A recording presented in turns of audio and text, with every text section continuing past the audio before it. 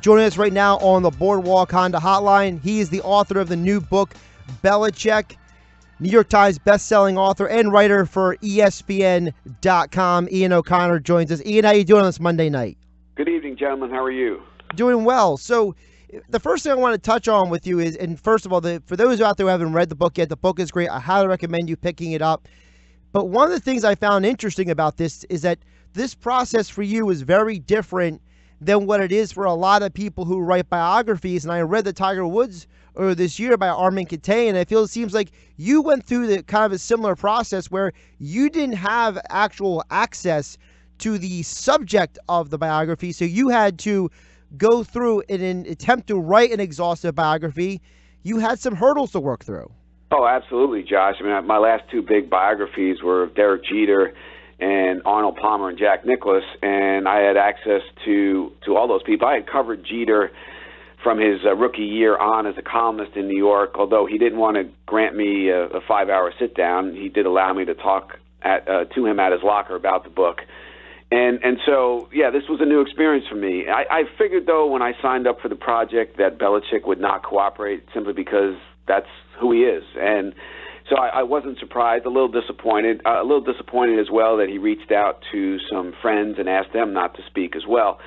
The one thing about him that's interesting is he is a guy who doesn't want to be humanized publicly. A lot of his friends actually want to humanize him, but he doesn't want that. And he plays this one-dimensional character in his news conferences, and he feels there's a strategic advantage to doing that for his team. And he's fine with having his public image the way it is nationally, where basically outside of New England, people despise him. He doesn't care. But I wanted to paint a full human portrait of the man, not just the coach, and I think in this bio I pulled it off by interviewing 350 people. I tried to pitch around all the obstacles he put in front of me.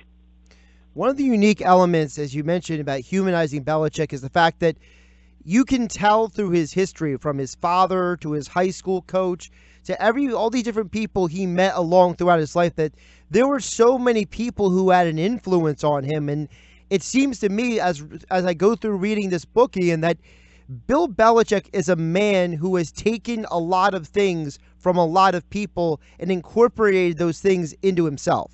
Absolutely. His prep school coach at Andover, Steve Sirota, his high school coach at Annapolis High, Al Larimore, but really mainly his father. His father was a lifer assistant coach at the Naval Academy in Annapolis. He'd only been a head coach at one place, a small school in Ohio, Hiram College, and that was it. So, but he shaped Bill in a lot of ways.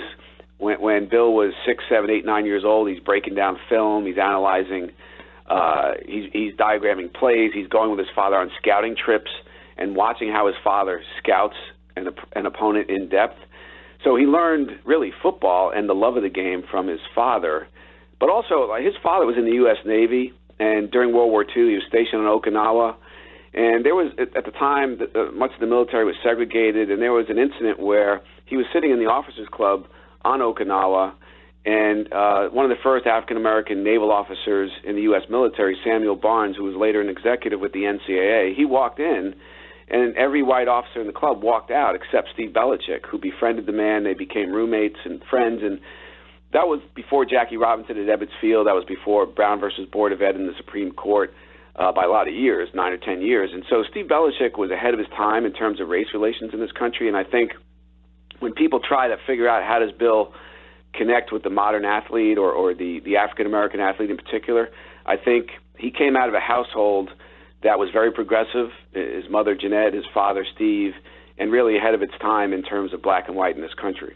I'm glad you brought that story up, because one of the things I've noticed about Belichick, especially with the guys who are former players, whether it's a guy like a William McGinnis or someone who has known Bill for many years like Mike Mayock, you notice that Bill always goes out of his way for the people who he has already made connections with. And one of my favorite things about the NFL Combine isn't actually the Combine. It's because every year I know, either on Sunday or Monday, here comes Bill Belichick taking time out of his day to come up and chat with Mike Mayock. It is probably the best 9 minutes of television the entire weekend because they just talk pure football. Talk a little bit about how Belichick has developed these relationships and how the relationships in his life are so important to him.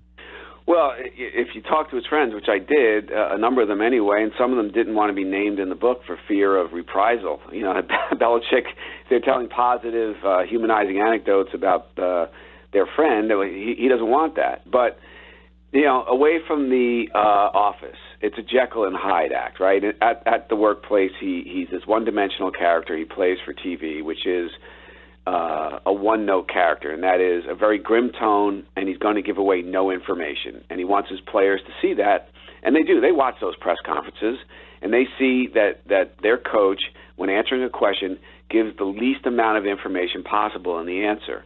And he wants them to follow suit, and they do. When they're asked questions by the media in the locker room, they never speak for anyone else but themselves, and they don't give up any information. Bill believes over time, and I know this from talking to sources close to him, that there are certain coaches he's competed against, just by reading their media clips during the week, he learns information that he uses against that opponent on Sunday.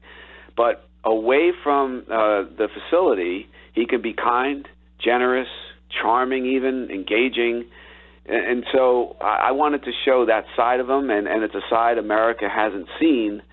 But when his friends have crises in their family lives, people fighting cancer, Bill's always there. He's very good. He's a very loyal friend. And you see that in a number of anecdotes that I illustrate in the book. Joining us on the World Wakanda Hotline here on 97.3 ESPN, Ian O'Connor, senior writer at ESPN.com, author of the new book, Belichick, The Making of the Greatest Football Coach of All Time. What was one of the most surprising things as you did years of research in putting this book together? What was one of the most surprising things that you walked away with from writing this book? I think that the gap between the Belichick you see and the one who exists away from the stadium, I didn't realize that the divide there was as big as it really is. And I'll give you an example. Well, and this actually involves the workplace. One of his assistant coaches, Brian Flores, who's now the de facto defensive coordinator, a couple of years ago, they were playing the Texans in the first playoff game that postseason, and his pregnant wife is sitting in the stands, and it appears she's going into labor. So an ambulance races her away. She calls Brian at halftime. So now he's got to approach Belichick and ask for permission maybe to leave or to, what should I do, Bill? And he did ask that question, and Belichick said, well, go. You got to be with your wife. If you need to be with your wife, go. Now, the season was on the brink there. The whole season could have been ruined that night. They were struggling against the Texans in that first half. I think a lot of people around America might say, I'm a little surprised that, you know, his wife wasn't in danger in terms of her life or anything, but that Belichick in the middle of a playoff game that could ruin the entire season was willing to let a very important assistant coach leave in the middle of that game. So he does things like that. He just doesn't want people to read about them or see them.